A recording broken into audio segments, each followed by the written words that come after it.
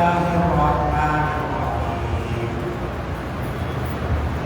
يا أيها الرسل كلوا من الطيبات واعملوا صالحا صدق الله العظيم. باب العقل متقيا وبه قال حدثنا ابن وهيب قال حدثنا بشار عن علي بن الأكبر سمعت أبا جهيفة رضي الله عنه يقول قال رسول الله صلى الله عليه وسلم لا آكله متقيا صدق رسول الله صلى الله عليه وسلم.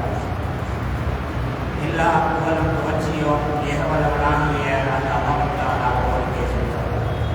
ஸலாத்தும் ஸலாமும் கண்மணி நாயகம் ஸல்லல்லாஹு அலைஹி வஸல்லம் அவர்கள் மீதும் அவருடைய குடும்பத்தார்கள் சஹாபா தோழர்கள் கியாமத் நாள் மறுமுறையிலே நல்ல முறையிலே கொடுக்கக்கூடிய அனைவரும் மீது கொண்டவராக இந்த சபைக்கு தலைமை தாங்கி கொண்டிருக்கும் மதிப்புக்குரிய ஹலீஃபா அவர்களே, ஏனைய உலமாக்களே, இஸ்வான்களே, சகோதரர்களே, தாய்மார்களே, உங்கள் அனைவருக்கும் அன்பார்ந்த சலாம். அஸ்ஸலாமு அலைக்கும் வரஹ்மத்துல்லாஹி வபரகாத்துஹு. இந்த புனிதமிக்க புகாரி ஷரீஃபுடைய இன்றைய மஜ்லிஸிலே பல பாடங்கள் இன்று ஓதப்பட்டன. அந்த பாடத்திலே நபிகள் நாயகம் ஸல்லல்லாஹு அலைஹி வஸல்லம் அவர்களுடைய உணவு எவ்வாறு இருந்தது, நபிகள் நாயகம் ஸல்லல்லாஹு அலைஹி வஸல்லம் அவர்கள் விரும்பி உண்ட சாப்பாடுகள் என்னென்ன, அவர்கள் சாப்பிடும் போது கடைபிடித்த ஒழுங்குமுறைகள் என்ன என்று வரக்கூடிய இந்த பாபுல் அதீமா என்று சொல்லக்கூடிய இந்த பாடத்தையும் அதை போன்று இன்னும் பல பாடங்களையும் நாங்கள் வாசிக்கிறோம். எனவே நபிகள் நாயகம் ஸல்லல்லாஹு அலைஹி வஸல்லம் அவர்களுடைய இந்த உணவு வழக்க முறை எவ்வாறு இருந்தது என்பது சம்பந்தமாக இந்த இடத்திலே பார்க்கும்போது அதனோடு சேர்த்து இன்னும் சில விடங்களை பார்க்கிறோம். அதிலே முதலாவதாக இமாம் புகாரி ரஹ்மத்துல்லாஹ் அவர்களுடைய வாழ்க்கை வரலாற்றிலிருந்து ஒரு சம்பவத்தை நாங்கள் பார்க்கிறோம். இமாம் புகாரி ரஹ்மத்துல்லாஹ் அவர்கள் இந்த சஹீஹுல் புகாரியை கோர்வை செய்தார்கள். அன்று அவர்கள் கோர்வை செய்ததை இன்றும் நாங்கள் ஞாபகப்படுத்துகிறோம். அதிலே உள்ள விடயங்களை பற்றி இன்றும் நாங்கள் பேசுகிறோம். புகாரி இமாமை பற்றி இன்றும் நாங்கள் பேசுகிறோம். இவர்களுக்கு இவ்வாறான ஒரு சிறப்பு கிடைப்பதற்கான காரணம் என்ன? 1200 வருடங்களுக்கு முன்னர் வாழ்ந்த அந்த புகாரி இமாம் அவர்களை பற்றி நாங்கள் இன்றும் பேசிக் கொண்டிருக்கிறோம் என்று சொன்னால் அதற்கான காரணம் என்ன? ஏன் அவர்களுக்கு அல்லாஹ் தஆலா இப்படியான ஒரு கபூலியத்தை, இப்படியான ஒரு அங்கீகாரத்தை அல்லாஹ் தஆலா ஏன் கொடுத்தார்? இதற்கு அறிஞர்கள் பல காரணங்கள் சொல்கிறார்கள். இதிலே முதலாவதான காரணம் அவர்களுடைய பெற்றோர்கள், புகாரி இமாமுடைய பெற்றோர்கள். புகாரி இமாமுடைய பெற்றோர்கள் நல்ல சீதேவிகளாக, நல்ல மக்களாக வாழ்ந்து காட்டினார்கள். அதன் மூலமாக அந்த பிள்ளைக்கு அந்த பாக்கியம் கிடைத்தது. இமாம் புகாரி ரஹ்மத்துல்லாஹ் அவர்கள் மிகவும் இஹ்லாஸ் உள்ளவர்களாக, உல தூய்மை உள்ளவர்களாக அவர்கள் வாழ்ந்தார்கள். அவர்களுக்கு இந்த பாக்கியம் கிடைத்தது. இமாம் புகாரி ரஹ்மத்துல்லாஹ் அவர்களுடைய தந்தை சொல்லி காட்டுகிறார்கள். அவருடைய மரண தருவாயிலே சொல்லி காட்டுகிறார்கள், என்னுடைய சொத்திலே ஹராமாக சம்பாதித்த ஒரு திர்ஹமும் கிடையாது. என்னுடைய சொத்திலே சந்தேகமான முறையிலே சம்பாதிக்கப்பட்ட ஒரு திர்ஹமும் கிடையாது என்பதாக இமாம் புகாரி ரஹ்மத்துல்லாஹ் அவருடைய தந்தை சொல்லி காட்டுகிறார். அவர்கள் மிகப்பெரிய ஒரு வியாபாரி, சாதாரண ஒரு வியாபாரி அல்ல, மிகப்பெரிய ஒரு வியாபாரி. அந்த காலத்திலே இருந்த கோடீஸ்வரர்களில் ஒருவர். அப்படியாக இருந்த இமாம் புகாரி ரஹ்மத்துல்லாஹ் அவருடைய தகப்பனார் சொல்கிறார்கள், என்னுடைய சம்பாத்தியத்திலே ஹராமாக சம்பாதிக்கப்பட்ட ஒரு திர்ஹம், ஒரு வெள்ளிக்காசும் கிடையாது. சந்தேகமான முறையிலே சம்பாதித்த ஒரு வெள்ளிக்காசும் கிடையாது. அப்படியானால் அவர்கள் எந்த அளவுக்கு நேர்மையாக வியாபாரம் செய்திருக்கிறார்கள், அவர்கள் எந்த அளவு ஹலாலான அடிப்படையிலே அவருடைய வியாபாரத்தை செய்திருக்கிறார்கள். அவர்கள் ஹலாலான முறையிலே சம்பாதித்து அந்த பிள்ளைகளுக்கு உண்ண கொடுத்தார்கள், அவர்களை படிக்க வைத்தார்கள், மார்க்க விடயங்களை ஈடுபடுத்தினார்கள். அதன் காரணமாக அவருடைய பிள்ளைகள் சாலிகான நல்ல பிள்ளைகளாக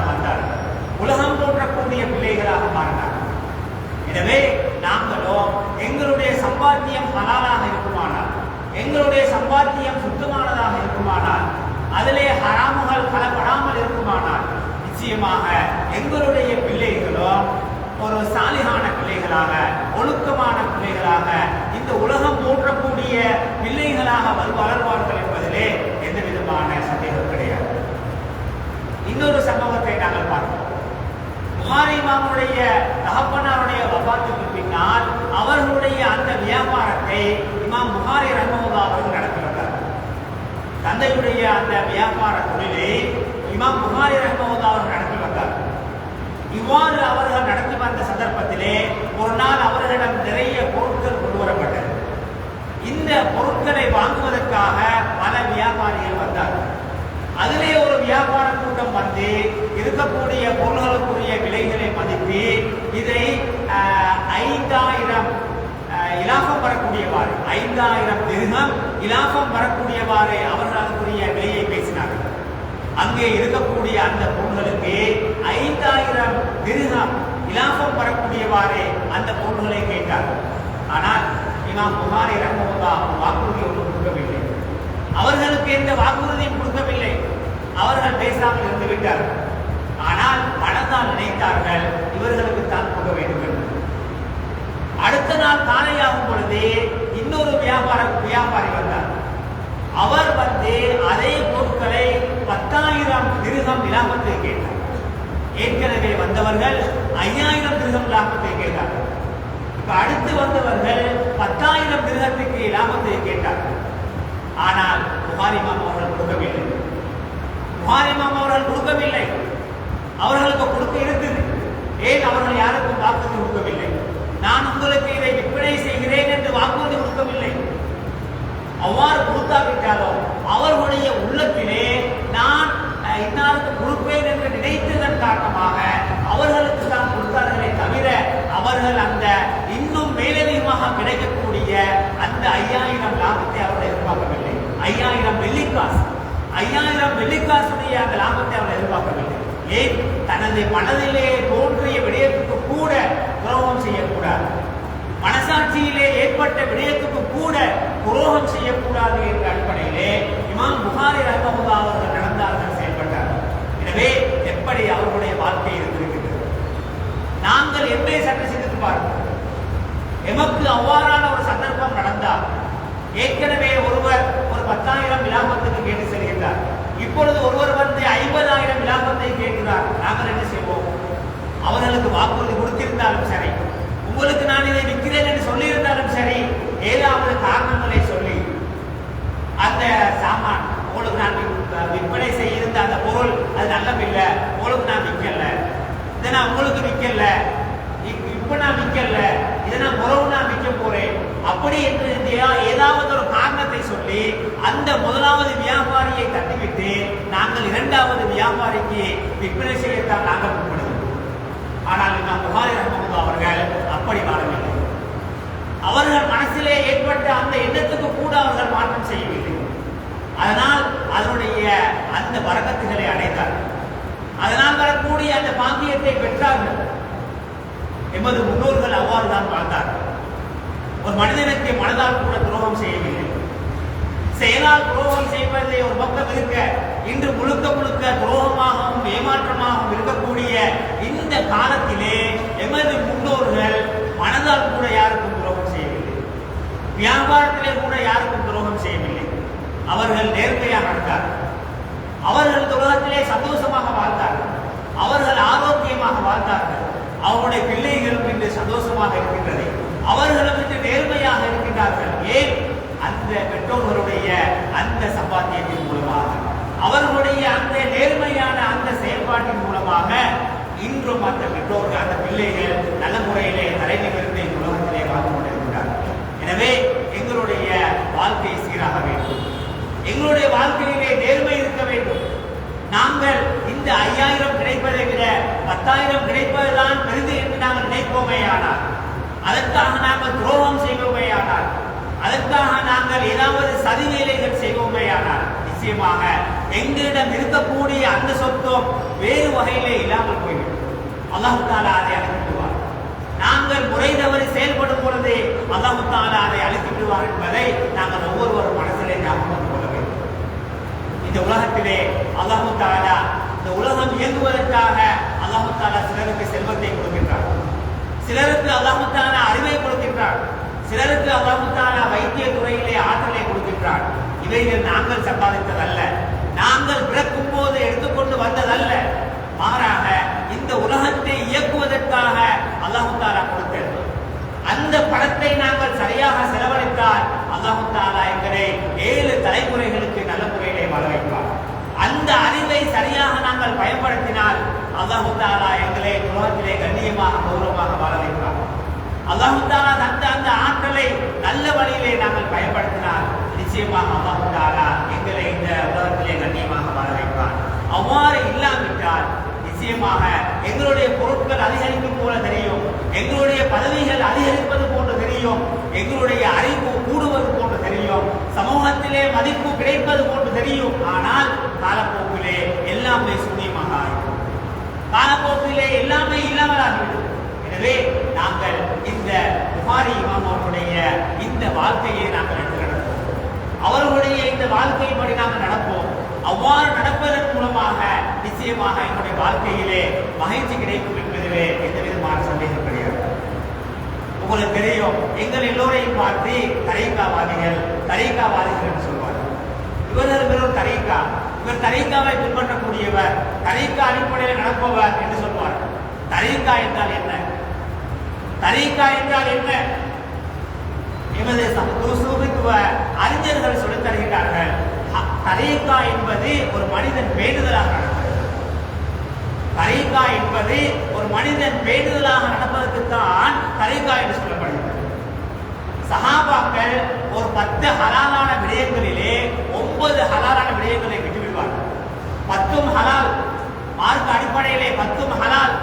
அவ்வாறு ஹலாலாக இருந்தாலும் அந்த 10ஐயும் அவர்கள் செய்ய மாட்டார்கள், அதிலே 9ஐ விட்டு விடுவார்கள், அதிலே 1ஐத்தான் செய்வார்கள். ஏன்? மற்றவைகளை செய்வதன் மூலமாக எமது ஆசைகள் அதிகரித்துவிடும், அது வீணான பிரச்சனைகளிலே மாட்டிவிடும், வீணான கஷ்டங்களை கொண்டு வந்துவிடும், அது எமது மார்க்கத்துக்கு பிரச்சனையாக அமைந்துவிடும் என்ற காரணத்தினால் அவர்கள் ஹலாலான விடயங்களிலே கூட 10இலே 9ஐ விடக்கூடியவர்களாக இருக்கார்கள். அவ்வாறு செய்பவர்களுக்கு தான் தரீகாவாதிகள் என்று சொல்வது, அவ்வாறு நடப்பவர்களுக்கு தான் தரீகாவை பின்பற்றக்கூடியவர்கள் என்று சொல்வது. எனவே எங்களுடைய தரீகா அதைத்தான் போதிக்கின்றது, எங்களுடைய தரீகா எமக்கு பேணுதலைத்தான் போதிக்கின்றது. எமக்கு ஆசா பாசம் தேவையில்லை, இந்த உலகத்திலே பாட்டுக்காக வாழ வேண்டிய அவசியம் கிடையாது. நாங்கள் உள்ளதை வைத்து நேர்மையாக வாழ்வோம், உள்ளதை வைத்து நாங்கள் சந்தோஷமாக வாழ்வோம். நிச்சயமாக அல்லாஹ் தஆலா எங்களுடைய வாழ்க்கையிலே பரக்கத் செய்வார். இந்த பாடத்திலே, இந்த புகாரிலே வாசித்த இந்த உணவு சம்பந்தமான இந்த பாடம் சம்பந்தமான சில விளக்கங்களை நாங்கள் பார்க்கிறோம். இன்று மனிதன் எல்லா வகையான நோய்களிலேயும் சிக்கிக் கொண்டிருக்கின்றார். சிலருக்கு சுகர் இருக்கின்றது, சிலருக்கு பிரஷர் இருக்கின்றது, சிலருக்கு கொலஸ்ட்ரால் இருக்கின்றது. என்னென்ன வகையான நோயெல்லாம் உலகத்திலே இருக்கின்றதோ அப்படியான நோய்கள் எல்லாவற்றாலும் பாதிக்கப்பட்டவர்கள் இந்த உலகத்திலே இருக்கத்தான் செய்கிறார்கள். இதற்கான அடிப்படையான காரணம் நாங்கள் உண்ணக்கூடிய உணவுதான். இதற்கு அடிப்படையான காரணம் நாங்கள் சாப்பிடக்கூடிய சாப்பாடு தான். இந்த சாப்பாட்டிலே நபிகள் நாயகம் ஸல்லல்லாஹு அலைஹி வஸல்லம் அவர்களுடைய வழிகாட்டலை நாங்கள் பின்பற்றி நடப்போமாக இருந்தால், நபிகள் நாயகம் ஸல்லல்லாஹு அலைஹி வஸல்லம் அவர்கள் எவ்வாறு சாப்பிட சொன்னார்களோ அவ்வாறு நாங்கள் சாப்பிடுவோமாக இருந்தால், நபிகள் நாயகம் ஸல்லல்லாஹு அலைஹி வஸல்லம் அவர்கள் எதை விரும்பி உண்டார்களோ அதை நாங்கள் உண்ணுவோமாக இருந்தால், எந்த அளவுக்கு எமக்கு சாப்பிட சொன்னார்களோ, எந்த அளவுக்கு எமக்கு குடிக்க சொன்னார்களோ அந்த அளவுக்கு நாங்கள் குடிப்போமாக இருந்தால், அந்த அளவுக்கு நாங்கள் சாப்பிடுவோமாக இருந்தால் எந்த நோயும் வராது, எந்த நோயும் இருக்காது. நாங்களே நோய்களை தேடிக்கொண்டு நாங்களே அதுக்கு மருந்து செய்து கொண்டிருக்கிறோம். அந்த சாப்பாட்டை காணும் பொழுது, அந்த உணவை காணும் பொழுது, குடிமகனத்தை காணும் பொழுது எம்மால் கட்டுப்படுத்திக் கொள்ள முடியாமல் நாங்கள் விதவிதமாக குடிக்கிறோம். ஆனால் அனுமதிக்கப்பட்டதுதான், ஹராமானவைகளை சொல்லவில்லை, மார்க்கத்திலே அனுமதிக்கப்பட்டவைகள் தான். அனுமதிக்கப்பட்ட அந்த உணவுகளை உண்ணுகிறோம், அனுமதிக்கப்பட்ட குடிபானங்களை நாங்கள் குடிக்கிறோம். ஆனால் இதிலே நாங்கள் எல்லை மீறி செல்கின்றோம். அந்த அந்த நபிகள் நாயகம் ஸல்லல்லாஹு அலைஹி வஸல்லம் அவர்கள் காட்டி தந்த அந்த உணவு பழக்க வழக்க முறையை நாங்கள் பின்பற்றுவதில்லை. அவர்கள் காட்டி தந்த அந்த ஆதாபுகளை பின்பற்றுவதில்லை. அவர்கள் காட்டி தந்த அந்த ஒழுக்கங்களை நாங்கள் பின்பற்றுவதில்லை. எனவே அவ்வாறு பின்பற்றாததன் காரணமாக இன்று நாங்கள் நோய்களுக்கு ஆளாகிக் கொண்டிருக்கிறோம். அதற்காக கஷ்டப்பட்டு உழைத்த பணங்களை நாங்கள் செலவழிக்கிறோம். அதற்காக நாங்கள் எப்படியோ ஆரோக்கியத்தை பெற வேண்டும் என்று நாங்கள் செலவழிக்கிறோம், வைத்திருந்த நாடுகிறோம், நடத்தான் வேண்டும். ஆனால் அடிப்படை நோக்கத்தை நாங்கள் புரிய வேண்டும். இந்த நோய்க்கான அடிப்படை காரணம் என்பது என்னென்று புரிய வேண்டும். நாங்கள் எந்த அளவுக்கு நபிகள் நாயகம் ஸல்லல்லாஹு அலைஹி வஸல்லம் அவர்களுடைய வழிகாட்டலை விட்டோம் விலகி சென்றிருக்கிறோம் என்பதை நாங்கள் ஒவ்வொருவரும் சிந்திக்க வேண்டும். இன்றைய இந்த காலத்தை பொறுத்தவரையிலே நாங்கள் இஸ்லாமிய அடிப்படைகளை அந்த சஹாபாக்கள் எவ்வாறு விளங்கினார்களோ, அந்த இமாம்கள் எவ்வாறு விளங்கினார்களோ, அந்த அடிப்படையிலே தான் நாங்கள் இஸ்லாத்தை விளங்கி வந்தோம். அவ்வாறு தான் விளங்க வேண்டும். சஹாபாக்கள் விளங்கியவாறு நாங்கள் விளங்க வேண்டும். அந்த இமாம்கள் விளங்கியவாறு விளங்க வேண்டும். அதுதான் உண்மையான இஸ்லாம். எனவே அந்த அடிப்படையிலே நபிகள் நாயகம் ஸல்லல்லாஹு அலைஹி வஸல்லம் அவர்கள் சாப்பிடும் போது எந்த முறையை உட்கார்ந்து சாப்பிட்டார்களோ அதை நாங்கள் சுன்னா என்று சொல்கின்றோம். நபிகள் நாயகம் ஸல்லல்லாஹு அலைஹி வஸல்லம் அவர்கள் எத்தனை விரல்களால் சாப்பிட்டார்களோ அப்படி சாப்பிடுவதை நாங்கள் சுன்னா என்று சொல்கின்றோம். அவர்கள் எப்படி தண்ணீர் குடித்தார்களோ அந்த முறைப்படி தண்ணீர் குடிப்பதை நாங்கள் சுன்னா என்று சொல்கின்றோம். நபிகள் நாயகம் ஸல்லல்லாஹு அலைஹி வஸல்லம் அவர்கள் எந்த பழங்களை விரும்பி உண்டார்களோ அந்த பழங்களை விரும்பி உண்ணுவதை நாங்கள் சுன்னா என்று சொல்கின்றோம். எனவே இவை அனைத்தும் சுன்னா, இவை அனைத்தும் நபிகள் நாயகம் ஸல்லல்லாஹு அலைஹி வஸல்லம் அவர்களை பின்பற்றுவது. அவ்வாறு பின்பற்றுவதன் மூலமாக நன்மையும் நமக்கு கிடைக்கிறது, எமது உடம்புக்கு ஆரோக்கியம் கிடைக்கின்றது. ஆனால் இன்று இந்த உலகத்திலே மேற்கத்திய கலாச்சாரத்தினால் சிந்தனைக்கு உருவாக்கப்பட்ட சில ஆலிம்களுடைய பேரிலே உள்ளவர்கள் காரணமாக இந்த ஹதீசுகளை மேற்கத்திய கலாச்சார அடிப்படையிலே, மேற்கத்திய சிந்தனை அடிப்படையிலே ஒரு விளங்கக்கூடிய புரியக்கூடிய ஒரு நிலைக்கு நாங்கள் தள்ளப்பட்டிருக்கின்றோம். இஸ்லாத்தை இஸ்லாமிய முறைப்படி புரியாமல் இஸ்லாத்தை மேற்கத்திய வாதிகளுடைய அறிவின் பிரகாரம், அந்த யஹூதி நசாராக்களுடைய அறிவின் பிரகாரம் நாங்கள் இன்று இஸ்லாத்தை போதிக்கக்கூடிய பலரை சமூகத்திலே பார்க்கிறோம். அவர்கள் பெரிய பெரிய டாக்டராக இருக்கலாம், எம்ஏயாக இருக்கலாம், பிஏவாக இருக்கலாம், எவ்வளவு பெரிய அறிவாளிகளாக இருந்தாலும் அவர்கள் இஸ்லாத்தை இந்த மேற்கத்திய கலாச்சாரத்தின் மூலமாக இன்று பரப்பிக் கொண்டிருக்கிறார்கள்.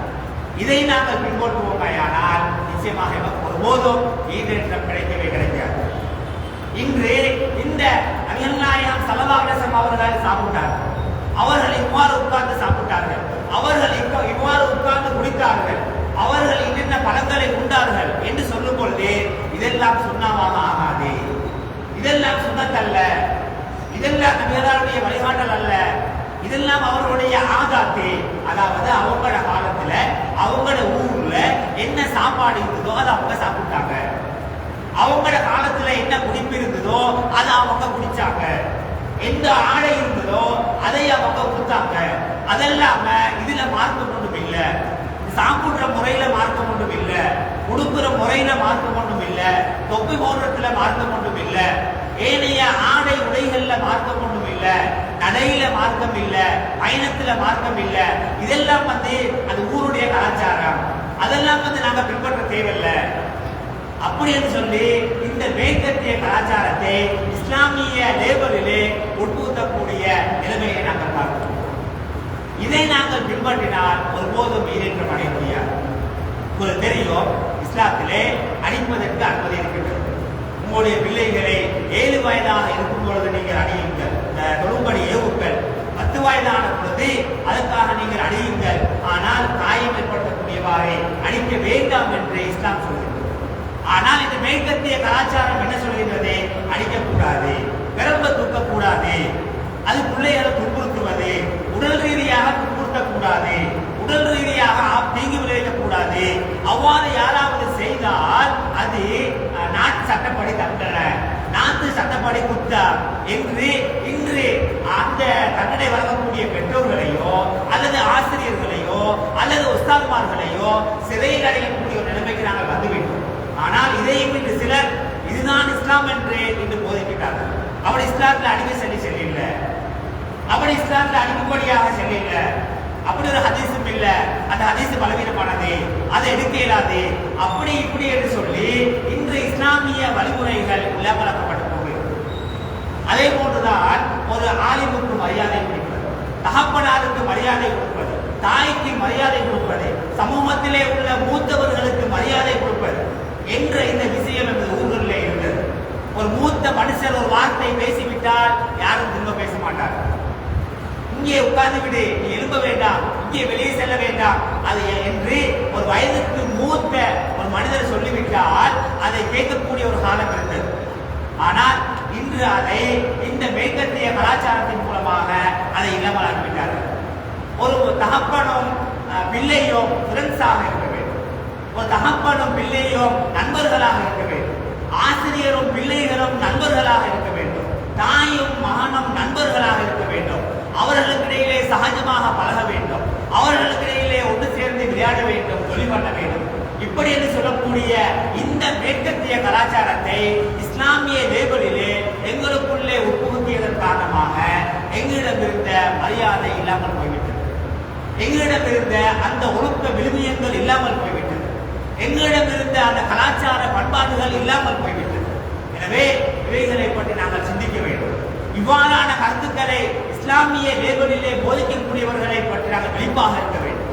அவரும் குர்ஆனைத்தானே ஓதுகின்றார், அவரின் ஹதீஸைத்தானே சொல்கின்றார், அவர் ஹதீஸுக்குத்தானே விளக்கம் சொல்கிறார், அவர் பெரிய படிப்பெல்லாம் படிச்சுட்டு வந்தவரே, வெளிநாட்டுக்கெல்லாம் போய் படிச்சுட்டு வந்தவரே, அந்த டிகிரி எல்லாம் முடிச்சவரே, இந்த டிகிரி எல்லாம் முடிச்சவரே என்று சொல்லி நாங்கள் வெறுமனே இந்த கோணத்திலே பார்ப்போமேயானால் நிச்சயமாக உண்மையான இஸ்லாம் நமக்கு ஒருபோதும் கிடைக்காது.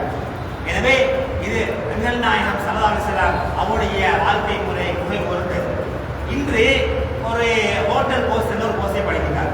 அதிலே பீங்கானை எதிர்த்து வைக்க வேண்டும், கிளாஸை வலது பக்கம் வைக்க வேண்டுமா இடது பக்கம் வைக்க வேண்டுமா, கரண்டியை எங்கே வைக்க வேண்டும், சாப்பாடு தட்டை எங்கே வைக்க வேண்டும், தண்ணீர் கரியை எங்கே வைக்க வேண்டும் என்று போஸ்ட் முடித்து விட்டு வரார். போஸ்ட் முடித்து விட்டு வந்ததன் பின்னால் அந்த முறைப்படி செய்ய பார்க்கிறார்கள். அவ்வாறு செய்வது நல்ல, ஆனால் எங்களை உயிரை விட மேலான கண்மணி நாயகம் ஸல்லல்லாஹு அலைஹி வஸல்லம் அவர்கள் நீங்கள் இப்படித்தான் தட்டை வைக்க வேண்டும் என்று சொன்னதை எம்மால் எடுக்க முடியாமல் இருக்கின்றது. நீங்கள் இவ்வாறு தான் தண்ணீர் குடிக்க வேண்டும் என்று சொன்னதை எம்மால் எடுக்க முடியாமல் இருக்கின்றது. அந்த மேற்கத்தியவர்கள், அந்த யூதர்கள், நசாராக்கள் சொன்ன அந்த திட்டம் எமக்கு நல்லதாக படுகின்றது. கிளாஸை இடது சைடுக்கு வைத்தாலும் இல்லை கிளாஸை வலதுக்கு தான் வைக்கணும், கிளாஸ் நிறைய தண்ணி வச்சாலும் இல்ல அரவாசி தான் வைக்கணும், அப்படி என்று அதை எங்களுக்கு பின்பற்ற முடியுமாக இருக்கின்றது. ஆனால் நபிகள் நாயகம் ஸல்லல்லாஹு அலைஹி வஸல்லம் அவர்கள் எமக்கு போதித்தது இந்த கலாச்சாரமா இல்ல, அது அவங்க காலத்தில் நடந்தது, அது அரபிகளுடைய கலாச்சாரம், அது எமக்கு ஒத்து வராது, அதை நாங்க பின்பற்ற தேவையில்லை என்று சொல்லக்கூடிய அளவுக்கு இந்த சமூகம் மாறிவிட்டது. எனவே எல்லா அறிஞர்களை விட இந்த உலகத்திலே என்னதான் படிப்பு படித்திருந்தாலும் எல்லாரையும் விட அந்த நபிகள் நாயகம் ஸல்லல்லாஹு அலைஹி வஸல்லம் அவர்களுடைய வழிகாட்டலை விட சிறந்த ஒரு வழிகாட்டல் எந்த உலகத்திலே கிடையாது, எங்கேயும் கிடையாது. யாராவது அப்படி இருக்கும் என்று நம்பினால் அவன் நிச்சயமாக ஒரு சுத்த மடையனாகத்தான் இருப்பான். நபிகள் நாயகம் ஸல்லல்லாஹு அலைஹி வஸல்லம் அவர்களுடைய வழிகாட்டலை விட மிகச் சிறந்த வழிகாட்டல் எதிலேயுமே கிடையாது. அது சாப்பிடுவதாக இருந்தாலும் சரி, குடிப்பதாக இருந்தாலும் சரி, ஆடை அணிவதாக இருந்தாலும் சரி, பாதையிலே நடந்து செல்வதாக இருந்தாலும் சரி, எச்சி துப்புவதாக இருந்தாலும் சரி, எல்லாவற்றிலேயும் நபிகள் நாயகம் ஸல்லல்லாஹு அலைஹி வஸல்லம் அவர்களுடைய வழிகாட்டலை விட ஒரு சிறந்த வழிகாட்டலை யாருக்கும் கொண்டு வர முடியாது. கியாமத் நாள் வந்தாலும் கொண்டு வர முடியாது, அதுக்கு பிறகும் கொண்டு வர முடியாது. எனவே நாங்கள் நபிகள் நாயகம் ஸல்லல்லாஹு அலைஹி வஸல்லம் அவர்களுடைய வழிகாட்டலை பின்பற்றுவோம். அவர்கள் சாப்பிடும்போது சொல்லித்தந்த ஒரு விடயம் தான், நீங்கள் உங்களுடைய வயிற்றை மூன்றாக பிரித்துக் கொள்ளுங்கள், அதிலே சாப்பாடுக்கு ஒரு பகுதியை ஒதுக்கிக் கொள்ளுங்கள், தண்ணீருக்கு ஒரு பகுதியை ஒதுக்கிக் கொள்ளுங்கள், காலியாக இருப்பதற்கு ஒரு பகுதியை நீங்கள் வைத்துக் கொள்ளுங்கள். சாப்பாட்டுக்கு ஒரு பகுதி, தண்ணீருக்கு ஒரு பகுதி, காலியாக இருப்பதற்கு ஒரு பகுதி. இவ்வாறு நீங்கள் உண்டு வாருங்கள், உங்களுக்கு ஒருபோதும் ஒரு நோயும் வராது. இந்த அடிப்படையிலே நீங்கள் சாப்பிடுங்கள், இந்த அடிப்படையிலே நீங்கள் தண்ணீர் குடியுங்கள், நிச்சயமாக ஒருபோதும் உங்களுக்கு ஒரு நோயும் வராது. எனவே நாங்கள் நபிகள் நாயகம் ஸல்லல்லாஹு அலைஹி வஸல்லம் வழிகாட்டலை பின்பற்றுவோம்.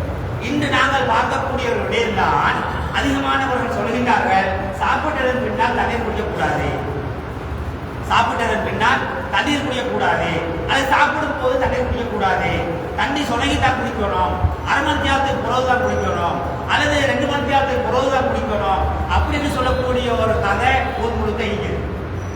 இது மார்க்க அடிப்படையில எந்த அளவுக்கு சரியாகும்? இது மார்க்க அடிப்படையில எந்த அளவுக்கு நியாயமானது? அது அந்த டாக்டர் சொன்னாரு, இந்த டாக்டர் சொன்னாரு, அது அப்படி பலனிக்குது, இப்படி பலனிக்குது என்று சொல்லி நாங்கள் பலரும் பத்தையும் பேசிக் கொண்டிருக்கிறோம். ஆனால் நபிகள் நாயகம் ஸல்லல்லாஹு அலைஹி வஸல்லம் அவர்கள் என்ன சொல்கின்றார்கள்? வயிற்றுல சாப்பாட்டுக்கு 3ல் ஒரு பகுதி கொடுங்கோ, தண்ணிக்கு 3ல் ஒரு பகுதியை கொடுங்கோ, காலியாக ஒரு பகுதியை வைங்கோ என்று தெளிவாக சொல்லியிருக்கும் போது நாங்கள் எப்படி சாப்பிடும் போது தண்ணீர் குடிக்க கூடாது என்று சொல்லி எப்படி சொல்ல முடியும்? சாப்பிட்டு முடிந்ததன் பின்னால் தண்ணீர் குடிக்க கூடாது என்று சொல்லி எப்படி சொல்ல முடியும்? எனவே நாங்கள் சிந்திக்க வேண்டும். எந்த அளவுக்கு இந்த மேற்கத்திய கலாச்சாரங்கள் எங்களுடைய வாழ்க்கையிலே புகுந்திருக்கிறது என்பதை நாங்கள் சிந்திக்க வேண்டும். நபிகள் நாயகம் ஸல்லல்லாஹு அலைஹி வஸல்லம் அவர்கள் துஆ சொல்கிறார்கள், அல்ஹம்துலில்லாஹி அல்லதி அத்அமனா வஸகானா வஜஅலனா மினல் முஸ்லிமீன். எங்களுக்கு சாப்பாட்டை தந்த அந்த அல்லாஹ்வுக்கு எல்லா புகழும், எங்களுக்கு தண்ணீரை தந்த, எங்கள் தண்ணீரை புகட்டிய அந்த அல்லாஹ்வுக்கு எல்லா புகழும். யா அல்லாஹ், நீ எங்களை முஸ்லிமாக ஆக்கு என்றுதான் சாப்பிட்டு முடிந்ததற்கு பின்னால் ஓதக்கூடிய துஆவிலே இருக்கிறது. சாப்பிட்டு முடிந்துவிட்டு தண்ணீர் குடிக்க கூடாது என்றால் இந்த துஆவை எப்படி ஓதுவது? அல்ஹம்துலில்லாஹி அல்லதி அத்அமனா மட்டும் போதும், வஸகானா ஓதப்படாது. நான் தண்ணி குடிக்கல, நாங்க தண்ணி குடிக்கல, தண்ணி குடிக்காம எப்படி வஸகானா ஓதுறது?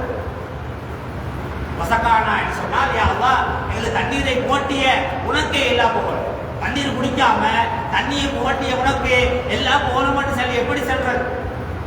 எனவே நபிகள் நாயகம் ஸல்லல்லாஹு அலைஹி வஸல்லம் அவர்கள் காட்டி தந்தவாறு நாங்கள் இந்த சாப்பிடக்கூடிய முறையை பின்பற்றுவோம்.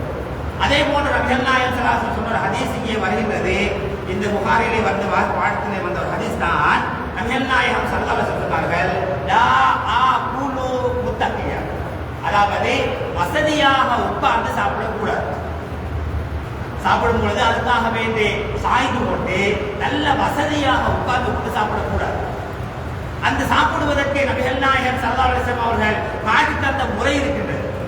நான் உட்கார்ந்து கொண்டிருக்கக்கூடியவாறு சுப்ரா விரித்து அப்படித்தான் சாப்பிட வேண்டுமே தவிர வசதியாக உட்கார்ந்து கொண்டு சாப்பிடக்கூடாது. ஏன்? அது எங்களுடைய லிமிட்டை தாண்டி செல்கின்றது. அப்படி வசதியாக உட்கார்ந்து சாப்பிடும் பொழுது எமது லிமிட்டை தாண்டி செல்கின்றது. இவ்வாறு தாண்டி செல்வதன் மூலமாக அந்த சாப்பாடு எமக்கு ஆரோக்கியம் அல்ல, எமது உடம்புக்கு தீங்கு என்பதை நாங்கள் புரிகிறோம். நபிகள் நாயகம் ஸல்லல்லாஹு அலைஹி வஸல்லம் அவர்கள் சஹானிலே இருந்து சாப்பிடுவதை வலியுறுத்தினார்.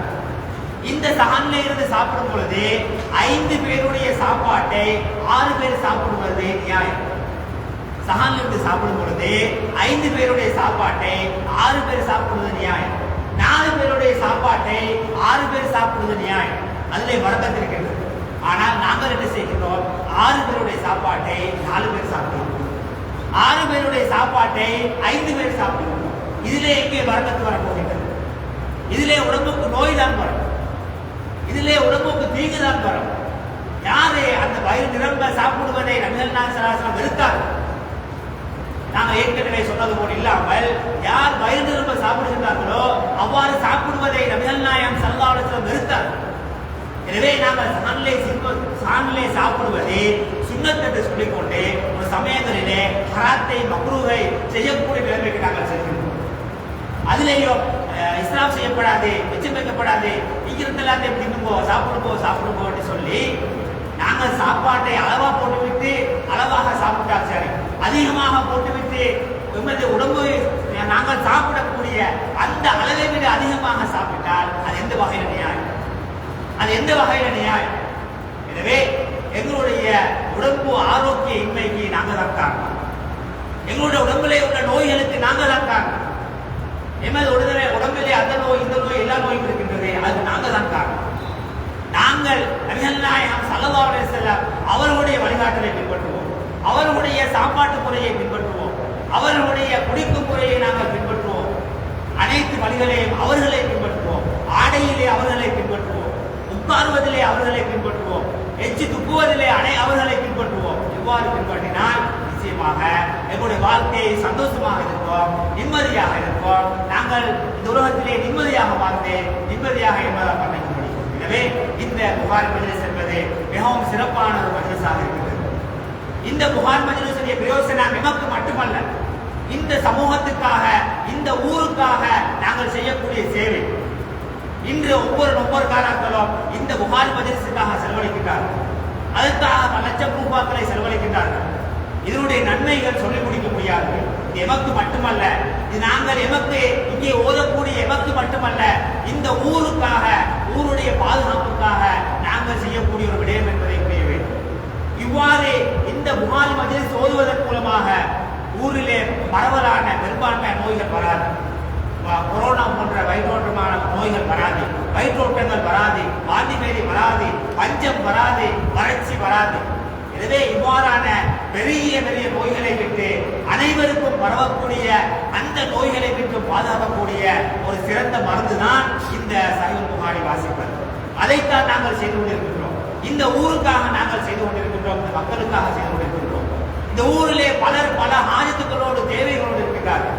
அவர்களுடைய தேவைகள் நிறைவேறுவதற்காக நாங்கள் அவர்களுக்கு உதவியாக இருக்கின்றோம். எனவே இந்த மஜ்லிஸை நாங்கள் தொடர்ந்து செய்வதற்கு நாங்கள் முயற்சிக்க வேண்டும். நீங்கள் இதற்காக உதவி செய்வீர்களே ஆனால், இதற்காக நீங்கள் பாடுபடுவீர்களே ஆனால், இதற்காக உங்களுடைய பணங்களை நீங்கள் செலவழிப்பீர்களே ஆனால், நிச்சயமாக அல்லாஹ் தஆலா 1 மடங்கல்ல 2 மடங்கல்ல 700 மடங்கல்ல அதை விடவும் அதிகரித்து அல்லாஹ் தஆலா உங்களுக்கு தருவார். நீங்களும் சந்தோஷமாக இருப்பீர்கள், உங்களுடைய பிள்ளைகளும் சந்தோஷமாக இருப்பார்கள். யாரும் வந்து கொண்டே இது குர்ஆன்ல இல்ல, ஹதீஸ்ல இல்ல என்றெல்லாம் சொல்ல நம்பவாங்க. அவங்க மார்க்கத்தை படிச்சது அவ்வளவுதான். அவங்களுக்கு அதை பத்தி மார்க்க அறிவு இல்லை, மார்க்க அறிவு இல்லாதால அப்படி சொல்றாங்க. அதனால இது மார்க்கத்தில் உள்ளது, மார்க்கத்திலே தெளிவாக சொல்லப்பட்டது, இது மார்க்க வரையறைகளுக்கு உட்பட்டது.